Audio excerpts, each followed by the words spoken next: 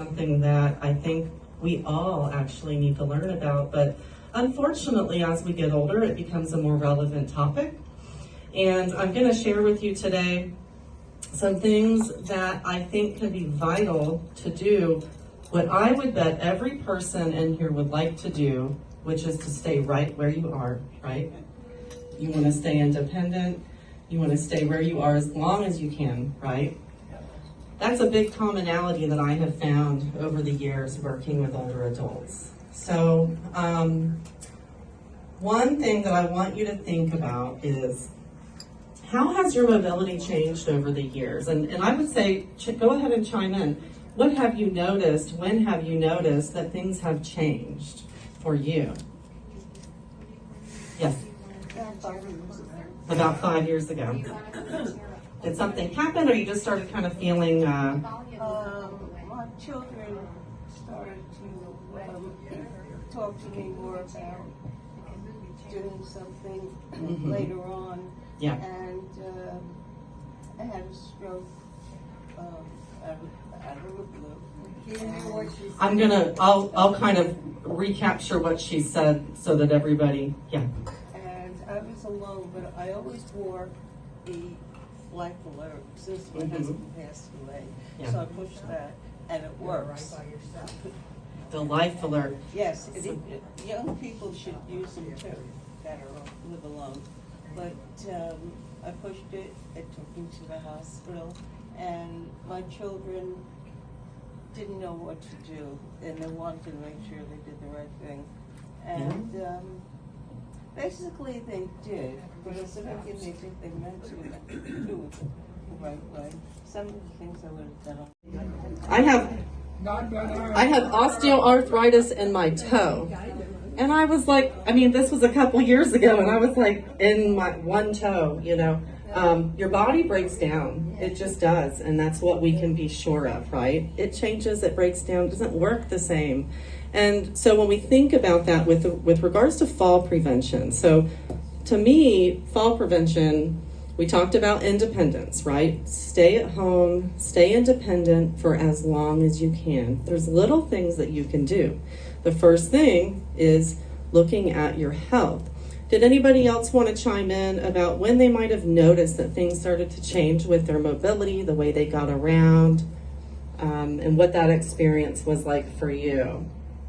Well, I would say with me, I was sort of an athlete, and I could do anything that some of the men did. I just loved playing golf and things like that. So you were very active. I was losing my balance, and I thought, now I can't play golf. She's losing her balance. Yeah, and then I was only taking like one med a day, and that was an aspirin. Now I'm taking 6, but they're helping me. I appreciate that. I hate taking all that med, but so what? I'm healthy now. Yes. And I feel like I shouldn't complain, but I was complaining. Why do I have all these dumb meds when I could just not have one? Well, it dawned on me, lady, you're getting old. Yes. And I realized that. Isn't that the truth? So we're talking about, I'm active, I'm independent. It always starts with, I'm independent. You were very active, you were athletic. You have a history of, and with that, and whether we're athletic or not, we have gone for how many years of our adult lives, you more than I, okay, of getting around, doing things on your own. I don't need, and this is mentally and physically. And what we start to experience is these things start changing. Does anybody here only see one type of doctor? No. Good. Stay that way. Not many. Not many only need one type of doctor. And do those doctors talk to each other? Not always. Not always. I think that when you live in a senior living facility setting, you're more likely to get a little more of what I'll call the continuity of care, which is really, really important. The care and support that you get here is actually going to help you when we talk about how do medications affect fall prevention.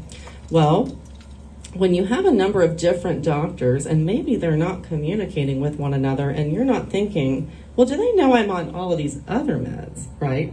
That can affect, because you may be prescribed something that will, work against something else that you're taking and could make you more woozy, less steady on your feet.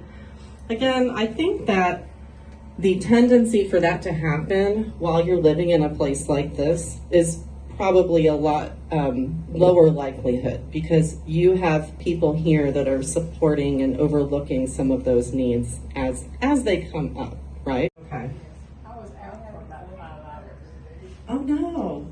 I had fell from a medication. From a medication. And I fell twice Yeah. in 2 days, in the same place at the same time, and you go backwards. Mm-hmm. And I didn't want to take that medication because I've heard about it. They said, try it. I fought it. And sometimes there is this period of time where you're learning, is my body gonna be accepting of this medication? You may have various side effects, and that's where we get into side effects that can actually cause a fall. And so another good reason why you're living here, actually, you have people checking in on you. You have people that are kind of watching what you're doing. And I would say kudos to you guys for making the decision to live in an environment like this, because if you were living at home, especially if you were already alone, it's much, much harder to manage and navigate those things. And your risk of being harmed in some way due to a medical event, unfortunately, is increased. Did you have your hand up? Yes. I fell out of bed several times when I was living by myself, and my son decided and I decided to get bed rails, and they have really, really helped me, because when I would turn over at night, the next thing I knew I was on the floor. Right.